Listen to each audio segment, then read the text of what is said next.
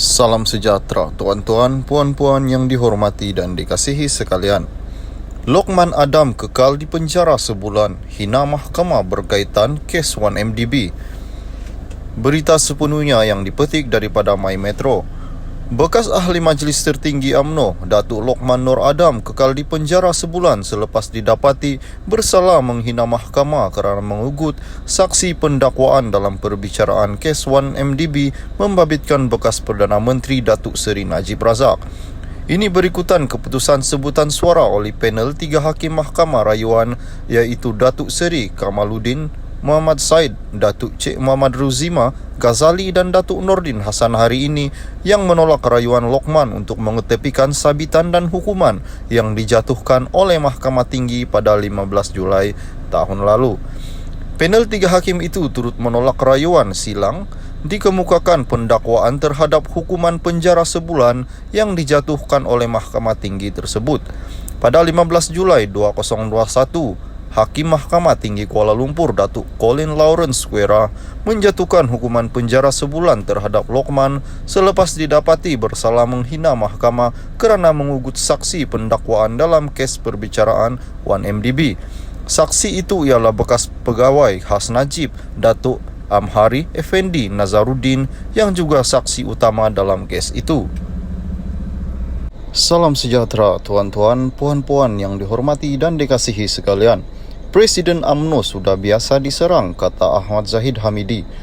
Berita sepenuhnya.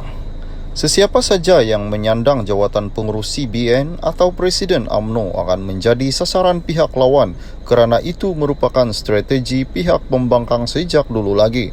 Presiden UMNO Datuk Seri Ahmad Zahid Hamidi berkata, serangan tersebut akan dikuatkan lebih-lebih lagi sekiranya pengurus CBN maupun Presiden UMNO tersebut merupakan seorang yang setia mempertahankan parti dan kebenaran.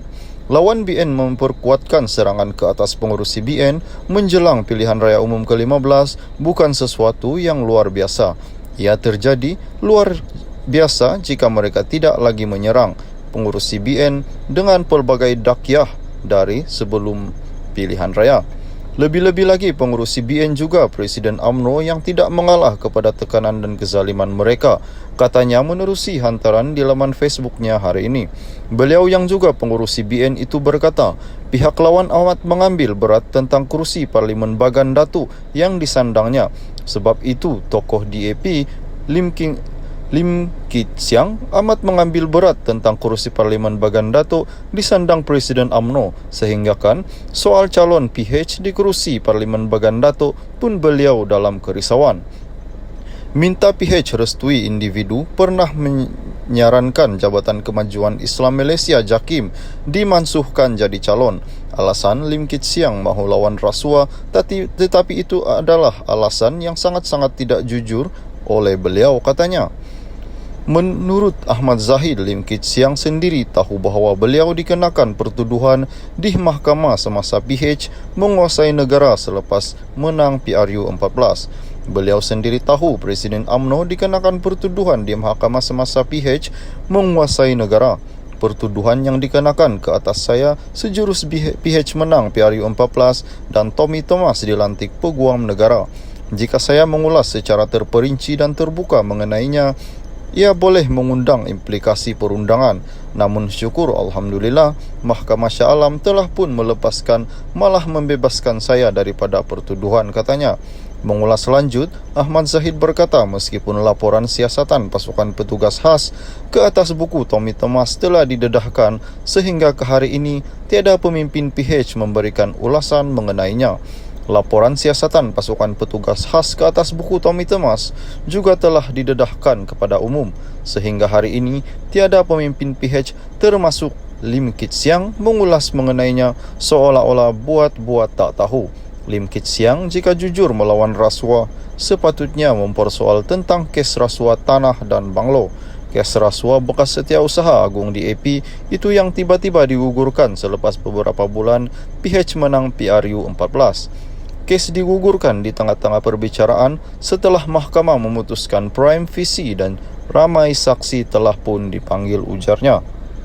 Salam sejahtera, tuan-tuan, puan-puan yang dihormati dan dikasihi sekalian. Presiden UMNO sudah biasa diserang, kata Ahmad Zahid Hamidi. Berita sepenuhnya.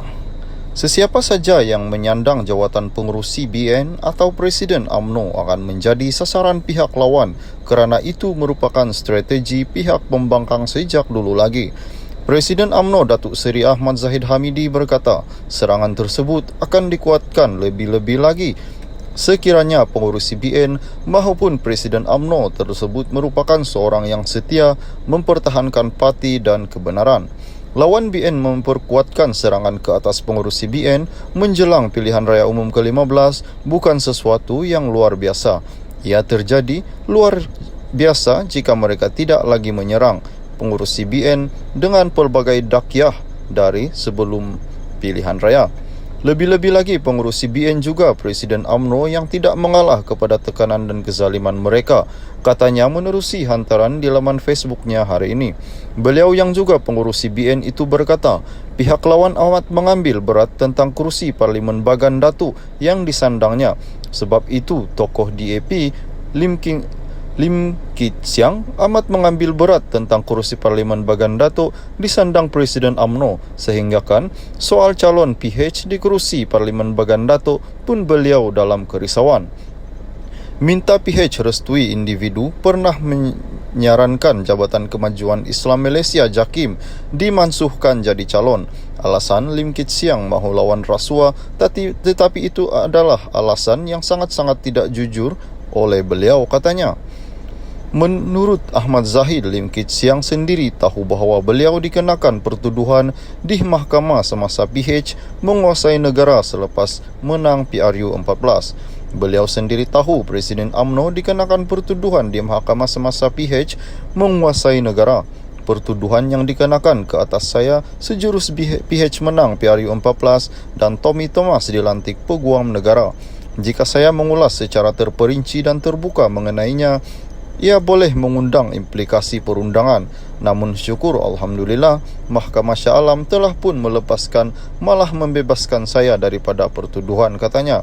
Mengulas lanjut, Ahmad Zahid berkata meskipun laporan siasatan pasukan petugas khas ke atas buku Tommy Thomas telah didedahkan sehingga ke hari ini tiada pemimpin PH memberikan ulasan mengenainya.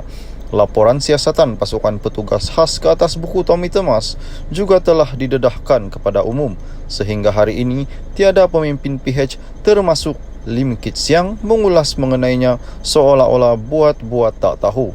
Lim Kit Siang jika jujur melawan rasuah sepatutnya mempersoal tentang kes rasuah tanah dan banglo. Kes rasuah bekas Setiausaha Agung DAP itu yang tiba-tiba digugurkan selepas beberapa bulan PH menang PRU 14. Kes digugurkan di tengah-tengah perbicaraan setelah mahkamah memutuskan prime visi dan ramai saksi telah pun dipanggil, ujarnya. Pertuduhan di mahkamah semasa PH menguasai negara selepas menang PRU 14. Beliau sendiri tahu Presiden UMNO dikenakan pertuduhan di mahkamah semasa PH menguasai negara.